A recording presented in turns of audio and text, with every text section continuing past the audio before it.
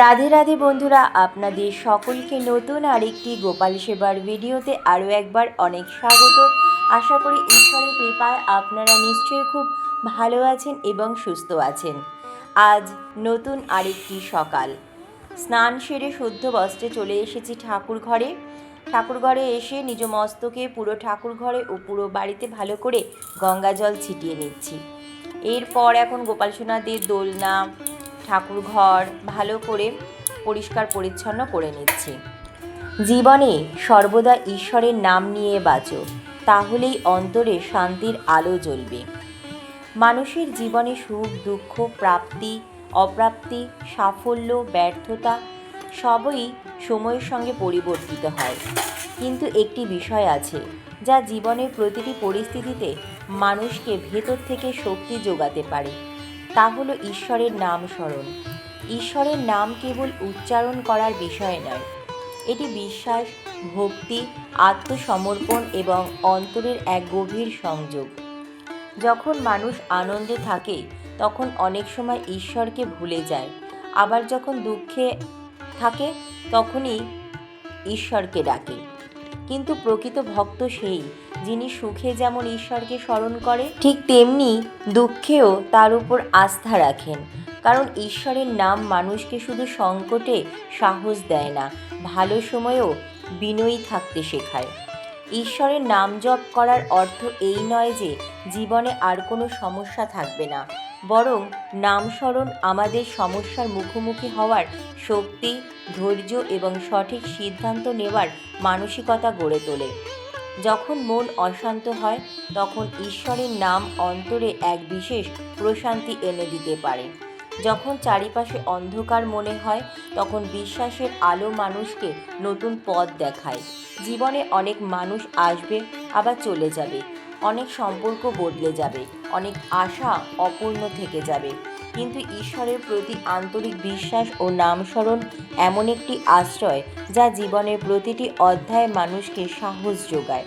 তাই প্রতিদিন কিছু সময় ঈশ্বরকে স্মরণ করুন, কৃতজ্ঞতা প্রকাশ করুন, নিজের অহংকার, দুশ্চিন্তা ও ভয় তার চরণে সমর্পণ করুন। মনে রাখবেন, ঈশ্বরের নাম শুধু ঠোঁটে নয়, জীবনের প্রতিটি কাজে, প্রতিটি আচরণে এবং প্রতিটি সিদ্ধান্তে ফুটে উঠুক। সত্য, দয়া, ক্ষমা, সততা ও ভালোবাসার মাধ্যমে ঈশ্বরের নামকে জীবন্ত করে তুলুন। কারণ নাম স্মরণের প্রকৃত ফল তখনই পাওয়া যায় যখন তা আমাদের চরিত্র ও কর্মে প্রতিফলিত হয়। জীবনের পথ যতই কঠিন হোক, বিশ্বাস হারাবেন না। ঈশ্বরের নামকে আপনার প্রতিদিনের সঙ্গী করুন। অন্তরে শান্তি, সাহস এবং আশার আলো নিয়ে এগিয়ে চলুন। কারণ যে হৃদয়ে বিশ্বাস ভরে থাকে সেই হৃদয় কখনো সম্পূর্ণ একা থাকে না। গোপাল সোনাদের ঘুম থেকে তুলে এখন স্নান করিয়ে দিচ্ছি।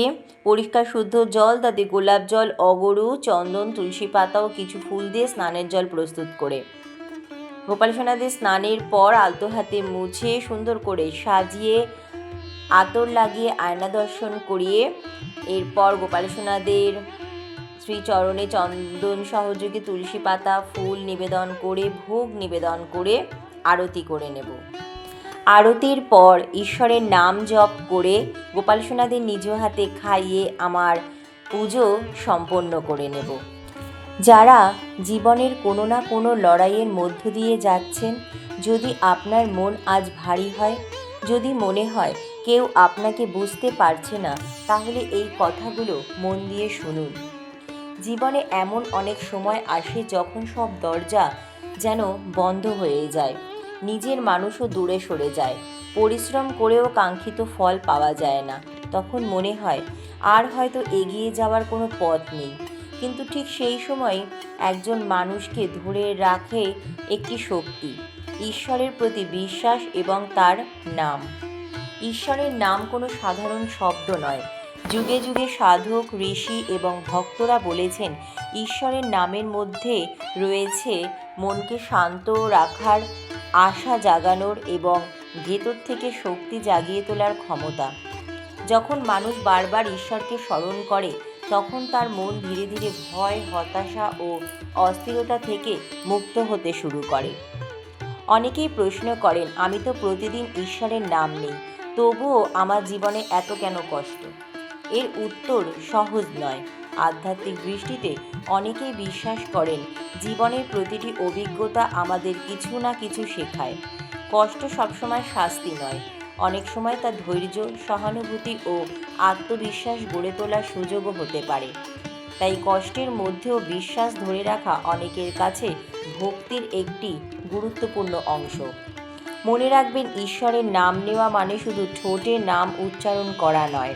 সত্য কথা বলা, অন্যের উপকার করা, ক্ষমা করতে শেখা, অহংকার ত্যাগ করা এবং সৎ পথে চলার মধ্যেও ঈশ্বরের নামের মাহাত্ম্য প্রকাশ পায়। প্রতিদিন সকালে ঘুম থেকে উঠে কয়েক মুহূর্ত ঈশ্বরকে স্মরণ করুন।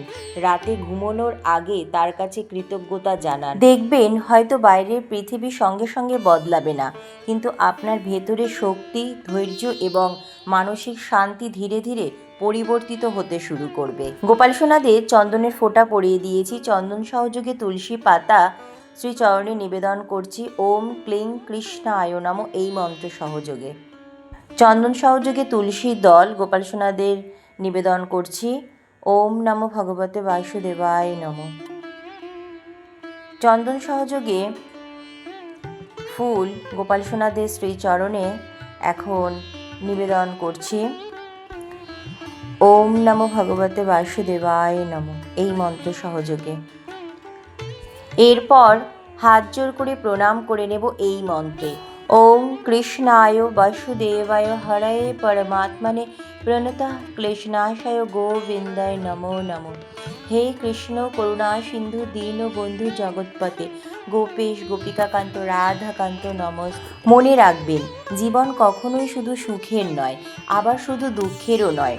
পরিবর্তনই জীবনের নিয়ম। তাই কঠিন সময় হতাশ না হয়ে ঈশ্বরের আশ্রয় নিন। বিশ্বাস রাখুন, প্রতিটি রাতের পর যেমন ভোর আসে, ঠিক তেমনই কঠিন সময়ের পরও নতুন সম্ভাবনা আসতে পারে। ঈশ্বরকে শুধু প্রয়োজনের সময় নয়, প্রতিটি মুহূর্তে স্মরণ করুন, কারণ ভক্তি তখনই গভীর হয় যখন তা কেবল চাওয়ার জন্য নয়, ভালোবাসা ও কৃতজ্ঞতার জন্য হয়। গোপাল সোনাদের আজ সকালে দুধ আর বিস্কুটের ভোগ নিবেদন করছি। ভোগ নিবেদনের পর এখন আরতি করে নেব। যে হৃদয়ে ঈশ্বরের নাম বাস করে সেখানে ভয় বেশি দিন থাকতে পারে না। যে জীবনে ঈশ্বরের স্মরণ থাকে সেই জীবন কখনোই সম্পূর্ণ অন্ধকারে হারিয়ে যায় না। আমরা সবাই জীবনে সুখ চাই, শান্তি চাই, নিরাপত্তা চাই, কিন্তু এই পৃথিবীতে এমন কোনো মানুষ নেই যার জীবনে কখনো কষ্ট আসেনি। কেউ অর্থের অভাবে কষ্ট পান, কেউ সম্পর্কের ভাঙনে, কেউ অসুস্থতায়, কেউ আবার প্রিয়জনকে হারিয়ে। কিন্তু এই সমস্ত ঝড়ের মাঝেও কিছু মানুষ আশ্চর্য রকমের শান্ত থাকেন। কেন জানেন? কারণ তারা জীবনের সবচেয়ে বড় আশ্রয়কে খুঁজে পেয়েছেন, ঈশ্বরের নাম। শাস্ত্রে বলা হয়েছে, এই কলিযুগে ঈশ্বরের নামই সবচেয়ে সহজ সাধনা। বড় বড় যজ্ঞ, কঠোর তপস্যা বা জটিল আচার অনুষ্ঠান সবার পক্ষে সম্ভব নয়, কিন্তু আন্তরিক হৃদয়ে একবার ঈশ্বরকে ডাকতে কোনো বাধা নেই। সেই ডাকেই ভক্তির শুরু। অনেকেই ভাবেন, ঈশ্বরের নাম নিলেই কি সব সমস্যা শেষ হয়ে যাবে? না, জীবনে চ্যালেঞ্জ থাকবে, কিন্তু বিশ্বাস মানুষকে সেই চ্যালেঞ্জের মুখোমুখি হওয়ার সাহস দিতে পারে। নামস্মরণ আমাদের ভেতরের অস্থিরতাকে শান্ত করতে, আশা ধরে রাখতে এবং সৎ পথে চলতে অনুপ্রাণিত করতে পারে।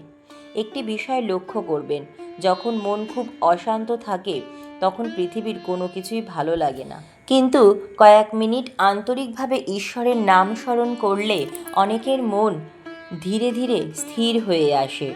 কারণ নাম স্মরণ শুধু মুখের উচ্চারণ নয়, এটি হৃদয়ের একটি যাত্রা। শ্রীকৃষ্ণ ভগবদ্ গীতায় কর্ম, ভক্তি ও আত্মসমর্পণের শিক্ষা দিয়েছেন।